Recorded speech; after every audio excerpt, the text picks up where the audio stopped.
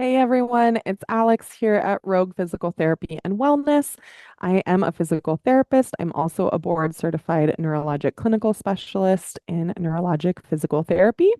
And you may have joined in for some of our other research highlight videos in the past couple of months. We've talked about vestibular dysfunction and how it can contribute to motor and non-motor symptoms in Parkinson's.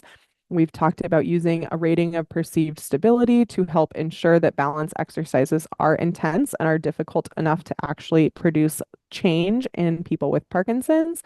And we've assessed some studies that use similar scales, a 1 to 10 scale of difficulty level to create high intense, highly challenging balance programs for people with Parkinson's.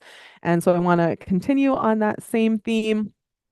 This month, we're going to be talking about a study that looks specifically at vestibular rehabilitation exercises conducted in people with Parkinson's who did not have any known vestibular pathology. In fact, they went through some standardized assessments of their otoneurologic function, including caloric testing of the inner ear, which is a means of assessing their balance and vestibular function, and they were found to be normal in those tests. So I'm going to share my screen really quick, pull up the article so that you're able to look that up in your own time if you would like.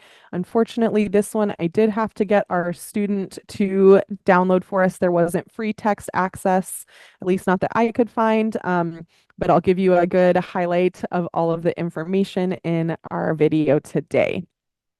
So again, you can do a search for that title as well as the authors and then the DOI, and you can at least pull up the abstract online for free, but you may have to pay if you want the full text version.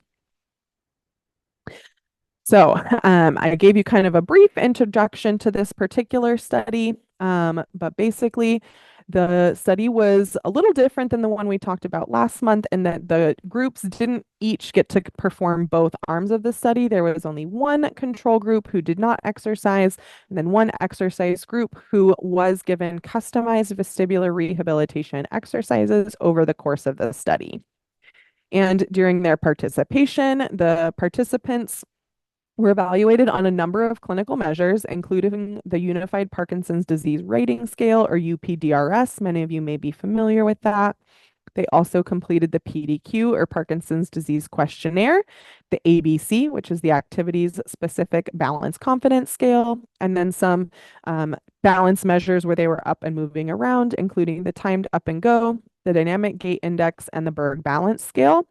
The last test that they conducted is called the Modified Sit-SIB, or the Clinical Test for Sensory Organization. And that particular tests involve standing with your feet close together, starting on a firm surface like a tile floor, and then on an unstable surface, which is a piece of foam a couple inches thick.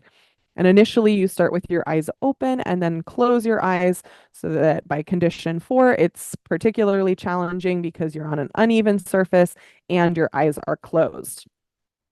Additional things that I want to highlight about this study: in order to qualify for participation, the participants did need to be diagnosed with idiopathic Parkinson's disease. They, as I mentioned, all had normal vestibular function on that otoneurologic exam. They had all been stable on medication for Parkinson's for at least a month. And I think very significantly, none of the participants in the study had been part of a structured exercise program for at least 6 months prior to their study participation. A total of 60 people were assigned into the control and exercise groups, and the rehab group participated in 8 weeks of weekly exercise sessions. Those were 30 to 45 minutes in person, and those were progressed each week through the physical therapists and other medical professionals that were conducting the research. And in addition to those in-person visits, they were also assigned an home exercise program that was designed to take about 30 to 40 minutes twice a day. And again, those exercises were progressed throughout the 8-week duration of the study. The study participants were asked to perform a variety of exercises, and those included exercises including adaptation, exercises, things like VOR times one and times two. The VOR stands for vestibular ocular reflex. It's a very specific reflex that's important for stabilizing your vision and contributing to your balance. And it is mediated by the inner ear, sensing head movements, sending signals to your brain in order to then move your eyes. They were also doing different types of substitution and habituation exercises that involved moving through a variety of different positions, sufficient to cause some symptoms of imbalance and dizziness, like walking while turning their head. And they did exercises that involved different visual, somatosensory, and vestibular challenge, including having different visual surrounds around them, like a moving visual environment, standing on different types of surfaces. And each of those was unique in its modification to the particular participant to ensure the difficulty level. When the groups were compared at the conclusion of the study, there was a significant difference in the activity-specific balance confidence scale. That's the participants' perceived rating of stability or their confidence that they can do 16 tasks. So that was improved after participation in the exercise group. There was also improvement in the Berg balance scale and the dynamic gait index in this exercise group of the study.